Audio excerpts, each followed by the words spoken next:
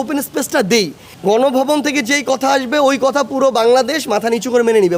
সবচেয়ে মজার বিষয় হচ্ছে মানে আমাদের কাছে মনে হয় আর কি, আমাদের রাজনৈতিক দলের সবচেয়ে বড় শক্তিমত্তার জায়গা হচ্ছে এটা, যে আমাদের ভিতরে মানে কোনো পীর নাই, যেই পীর কোনো একটা কথা বললে ওইটা অবনত মস্তকে সবাই মেনে নিবে, গণভবন থেকে যেই কথা আসবে ওই কথা পুরো বাংলাদেশ মাথা নিচু করে মেনে নিবে। বরং আমাদের ভিতরে এই পাওয়ার প্র্যাকটিসের যে একটা জায়গা, পলিসি মেকিংয়ের জায়গা, এই জায়গায় নিজেদের ভিতরে দর কষাকষি হয়, মত পার্থক্য হয়, এবং এটা আপনারা পর্যন্ত জানতে পারেন, কারণ আমরা ওই ওপেন স্পেসটা দেই।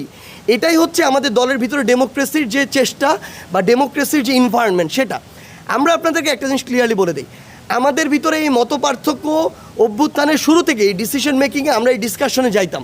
আমাদের ভিতরে প্রচুর যে কোনো একটা বিষয়কে সামনে রেখে প্রচুর যুক্তিতর্ক হয়, এবং ফাইনালি যখন একটা ডিসিশন হয় আমরা সবাই ওই ডিসিশনের উপরে দাঁড়িয়ে সিদ্ধান্ত বাস্তবায়নে যাই। একইভাবে এই রাজনৈতিক দল গঠনের একটা প্রক্রিয়া, এই জাতীয় নাগরিক কমিটি কিংবা বৈষম্য বিরোধী ছাত্র আন্দোলন এমন একটা প্ল্যাটফর্ম যেখানে ফ্যাসিস্ট বিরোধী আন্দোলনের সকল স্টেক হোল্ডার আছে। এখানে এমন অনেক মানুষ আছে যারা বিভিন্ন ঘরানায় রাজনীতি করতো, এখন তারা এই প্ল্যাটফর্মে এসেছে নতুন বাংলাদেশের চিন্তাকে সামনে রেখে। আমাদের ভিতরে যে মত পার্থক্য দেখছেন এটা সামনে আরও হবে, কিন্তু এই মত পার্থক্য শেষে আমরা যখন একটা ডিসিশনে আসবো, আমরা বিশ্বাস করি এবং আপনারা দেখবেন আমরা ঐক্যবদ্ধভাবে যেই ফ্র্যাকশনের কথা আপনারা বলছেন এগুলো কোনো কিছুই থাকবে না, বরং খুব দ্রুততম সময়ের মধ্যে, আশা করি আগামী এক সপ্তাহের মধ্যে সকলে আমরা আবার ঐক্যবদ্ধভাবে পূর্ণ শক্তি নিয়ে বাংলাদেশের নতুন একটি ছাত্র জনতার রাজনৈতিক দল নিয়ে বাংলাদেশের ছাত্র জনতার যে কাঙ্ক্ষিত চাওয়া, আগামীর বাংলাদেশের চাওয়া, সেটা প্রতিষ্ঠার জন্য আমরা কাজ করে যাব। কোন তারিখ আছে, কোন তারিখে আসতে পারে কমিটি?